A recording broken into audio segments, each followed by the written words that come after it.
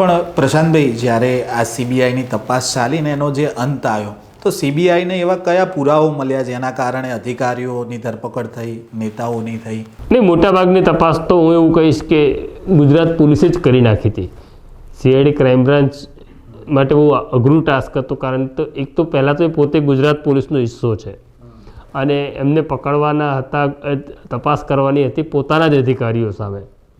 એટલે ગુજરાત પોલીસે જ્યાં સુધી તપાસ કરી ત્યાં સુધી એ તપાસ બરાબર જઈ રહી હતી. હું એવું કહું છું કે સીબીઆઈએ તો કંઈ કરવાનું જ રહ્યું નહોતું. સીબીઆઈએ તો કેસ બગાડવાનો હતો. એટલે જે પેલું કહેવામાં આવતું હતું કે પાંજરામાં પૂરાયેલો પોપટ છે, ત્યારે કેવું કહેવાતું સીબીઆઈ માટે, તો ખરેખર પોપટ જ સાબિત થઈ સીબીઆઈ. એમણે કોઈ પુરાવા કલેક્શન કરવાના તો એવા કર્યા જ નહીં.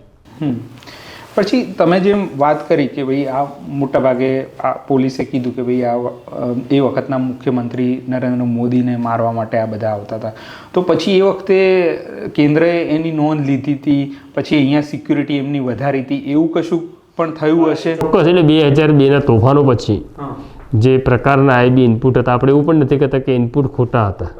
મુસલમાનો મોટી સંખ્યામાં નારાજ હતા નરેન્દ્ર મોદીથી. બહારના આતંકવાદી સંગઠનો પણ હુમલો કરે એવી દહેશત હતી. એટલે નેશનલ સિક્યુરિટી ગાર્ડનું પ્રોટેક્શન નરેન્દ્ર મોદીને આપી દેવામાં આવ્યું હતું.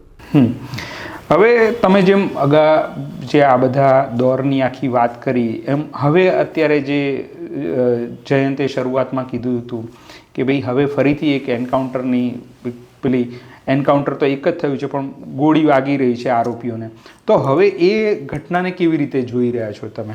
2006 પછી હું એમ કહીશ કે જે પ્રકારનું ઘટનાક્રમ ચાલ્યો, મેં સ્ટોરીઓ કરી, પછી સીઆઈડી ક્રાઇમને તપાસ સોંપાઈ, જ્યારે આ આરોપીઓ પછી જે આ કેસમાં આરોપીઓ હતા લગભગ 2013-2014માં નિર્દોષ છૂટવા લાગ્યા, ત્યારે એવો પ્રશ્ન ઉપસ્થિત થયો કે લો શું થયું?